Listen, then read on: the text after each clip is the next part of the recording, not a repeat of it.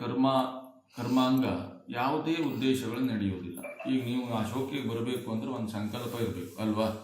ಏನೂ ಯೋಚನೆ ಇಲ್ಲದೆ ನೋಡಿ, ಒಂದೊಂದು ಬಾರಿ ನಾವು ಏನೂ ಒಂದು ಯೋಚನೆ ಇಲ್ಲದೆ, ಒಂದು ಸಂಕಲ್ಪ ಇಲ್ಲದೆ ಎಂಥ ಪರಿಸ್ಥಿತಿ ಆಗ್ಬಿಡ್ತದೆ ಅಂದರೆ, ಫೋನ್ ಮಾಡ್ತಾರೆ, ಫೋನ್ ಮಾಡಬೇಕು ಮಾಡಿರ್ತೇವೆ, ಫೋನ್ ಮಾಡಿದ್ರೆ ಅವ್ರಿಗೆ ಏನು ಹೇಳಬೇಕು ಎನ್ನುವುದೇ ನಮಗೆ ವಿಸ್ಮರಣೆ ಆಗ್ಬಿಡ್ತದೆ. ಹೇಳಿ ಹಲವರದ್ದು ಇಡುವಂಥ ಪರಿಸ್ಥಿತಿ ಇರ್ತದೆ. ನಮ್ಮ ಮೇಲೆ ನಮಗೆ ಹಾಸ್ಯಾಸ್ಪದ ಆಗ್ತದೆ. ಆದ್ದರಿಂದ ಇಲ್ಲೂ ಕೂಡ ವೈದಿಕ ಕಾರ್ಯಕ್ರಮವೂ ಕೂಡ ಹಾಗೆ, ಧಾರ್ಮಿಕ ಕಾರ್ಯಕ್ರಮ ಆಗಿರ್ಬೋದು, ಪ್ರತಿಯೊಂದು ಹೆಜ್ಜೆಯು ಸಂಕಲ್ಪ ಇಲ್ಲದೆ ಇಲ್ಲ. ಯಾಕೆ ಅಂದರೆ ಸಂಕಲ್ಪ ಗಟ್ಟಿಯಾಗಿರಬೇಕು, ಹೀಗೇ ಆಗಬೇಕು, ಇಂಥದ್ದೇ ಆಗಬೇಕು ಎನ್ನುವುದಾಗಿ. ದೇವತಾ ಸಾನ್ನಿಧ್ಯದಲ್ಲಿ ನಾವು ಇವತ್ತು ತೊಡಗುವುದಾದರೂ ಅದಕ್ಕೆ ಗಟ್ಟಿಯಾದ ಸಂಕಲ್ಪ ಬೇಕು. ಇಲ್ಲ ಇದ್ದರೆ ಉದ್ದೇಶ ಪೂರ್ಣ ಆಗುವುದಿಲ್ಲ ಅಲ್ವಾ?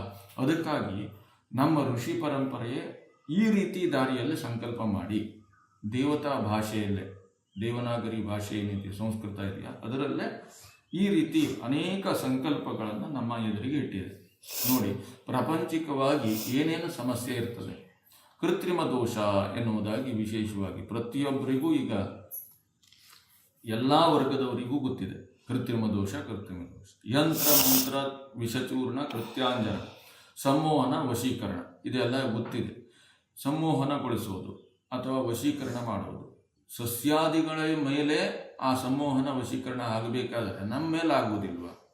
100ಕ್ಕೆ 100 ಆಗ್ತದೆ. ಯಾಕೆ ಅಂದರೆ ನೋಡಿ, ಕಣ್ಣು ಬೀಳುವುದೇನು ಎಷ್ಟರ ಮಟ್ಟಿಗೆ ಇರ್ತದೆ ಅಂದರೆ, ಏನು ಅದ್ಭುತವಾಗಿದೆ ತೆಂಗಿನ ಮರ, ಏನು ಅದ್ಭುತವಾಗಿದೆ ಆ ಲಿಂಬೆ ಗಿಡ, ಇದು ಪ್ರತಿಯೊಬ್ಬರ ಜೀವನದಲ್ಲೂ ಅನುಭವ ಗೊತ್ತು. ಸಣ್ಣ ಇರ್ತಾರೆ, ಅದ್ಭುತವಾಗಿ ಆಗಿದೆ ಹೇಳಿ ಒಂದು ವ್ಯಕ್ತಿಗಳು ಹೇಳಿದ ತಕ್ಷಣ ಮರುದಿನನೇ ಆ ವೃಕ್ಷವೇ ನಾಶ ಆಗ್ತದೆ ಅಂದರೆ ಮನುಷ್ಯರು ಆಗದೆ ಹೋಗ್ತಾರೆ.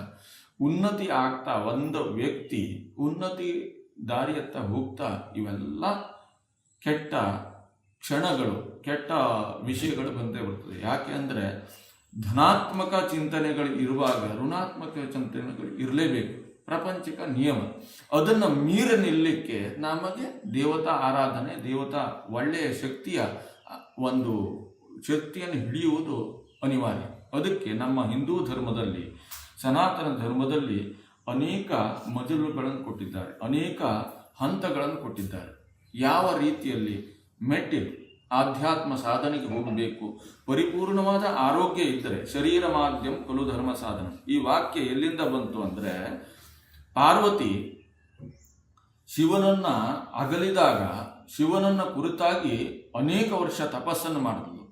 ನಂತರ ಶಿವ ಅವಳಿಗೆ ಬುದ್ಧಿಯನ್ನು ಹೇಳ್ತಾನೆ. ಏನು ಅಂದರೆ, ಶರೀರ ಮಾಧ್ಯಮ ಖಲು ಧರ್ಮ ಸಾಧನ. ಈ ಶರೀರ ಇದ್ದರೆ ಎಲ್ಲ ಸಾಧನೆಯನ್ನು ಮಾಡ್ಬೋದು. ನಿನ್ನ ಶರೀರವನ್ನು ಸೌಷ್ಠವಾಗಿ ಇಟ್ಕ, ಮೊದಲು ಆರೋಗ್ಯವನ್ನು ಕಾಪಾಡ್ಕ, ಕಡಿ ತಪಸ್ಸು ಮಾಡು ಎನ್ನುವುದಾಗಿ. ಇದರ ನಿಯಮವು ಹಾಗೆ.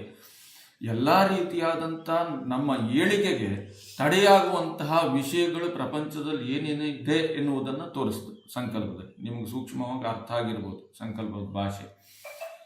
ಆ ಎಲ್ಲ ಕಂಟಕಗಳು, ಎಲ್ಲ ಮೃತ್ಯು ಪೀಡೆಗಳು ದೂರೀಕರಣ ಆಗಿ ನಮಗೆ ಸದಾಚಾರ, ಸದ್ವಿಚಾರ, ಸದುತ್ಸಾಹ, ಸತ್ಕಾರ್ಯ, ವೈಚಕ್ಷಣ್ಯ, ಸಂಪ್ರದಾಯ ಸಂರಕ್ಷಣ. ನಮ್ಮ ಹಿಂದಿನಿಂದ ಅವರವರ ಸಂಪ್ರದಾಯಗಳು ಏನಿದೆಯೋ ಅದನ್ನು ಸಂರಕ್ಷಣೆ ಮಾಡಬೇಕು ಅಂದರೆ ನಮಗೆ ಆರೋಗ್ಯ ಬೇಕು, ಎಲ್ಲ ರೀತಿಯಂಥ ಶಕ್ತಿ ಬೇಕು. ಆದ್ದರಿಂದ ಇವತ್ತಿನ ದಿನ ಆ ಪಶುಪತಿನಾಥೇಶ್ವರ ಮತ್ತು ಗಂಗಾದೇವಿ ಅವಳ ಏನು ದೇವರಾತ್ರಿಗೆ ನೇಪಾಳದಿಂದ ಪ್ರಾಪ್ತಿಯಾಗಿತ್ತು ಆ ಪಂಚಮುಖಿ ಏನು ಪಶುಪತಿನಾಥೇಶ್ವರ ಇದನ್ನಲ್ಲ, ಅವನಿಗೆ ಮತ್ತು ಗಂಗಾದೇವಿಗೆ ರುದ್ರಾಭಿಷೇಕ ಮಾಡ್ತಾರೆ. ಅದರಿಂದ ನಮ್ಮ ಜೀವನದಲ್ಲಿ ಮಂಗಳಕರವಾದಂಥ, ಮಂಗಳಮಯವಾದಂಥ ವಾತಾವರಣ ಸೃಷ್ಟಿಯಾಗಬೇಕು. ಅಷ್ಟೇ ಅಲ್ಲದೆ ಪ್ರಪ್ರಥಮವಾಗಿ ಮಹಾಗಣಪತಿಯ ಪೂಜಾರಾಧನೆ, ಎಲ್ಲ ಪೂಜೆಗೂ ಆದಿಯಲ್ಲಿ ನಿರ್ವಿಘ್ನತೆಗೆ ಮಹಾಗಣಪತಿ ಪೂಜಾರಾಧನೆ. ಹಾಗೆ ತೈಲಾಭಿಷೇಕ. ನಮಗೆ ಚರ್ಮವ್ಯಾಧಿ ಇರ್ಬೋದು, ತೈಲಕ್ಕೆ ವಿಶೇಷತೆ ಇರುವುದೇ ಅದು. ಏನು ಅಂದರೆ, ಆ ಧನ್ವಂತರಿ ಮಹಾವಿಷ್ಣುವಿಗೆ ತೈಲಾಭಿಷೇಕ ಮಾಡಿದಾಗ ಎಲ್ಲ ರೀತಿಯಂಥ ಚರ್ಮ ಅಂದರೆ ತುರಿಯವಾದದ್ದು, ಚರ್ಮ ಹೇಳುವಂಥ ಸಂಸ್ಕೃತವಾದ ಶಬ್ದ, ಅದಕ್ಕೆ ಗುಣಪಡಿಸಲಿಕ್ಕೆ ಸಾಧ್ಯವಿಲ್ಲವಾದಂತಹ ವ್ಯಾಧಿ ಎನ್ನುವುದಾಗಿ ಚರ್ಮ ವ್ಯಾಧಿ. ಚರ್ಮ ಅಂದರೆ ತುರಿಯವಾದದ್ದು, ತುದಿ ಸಾಧ್ಯನೇ ಇಲ್ಲ ಅಂಥದ್ದು. ಈ ತ್ವಚೆ ಅಂದರೆ ಚರ್ಮದ್ದು ಬರ್ತದೆ.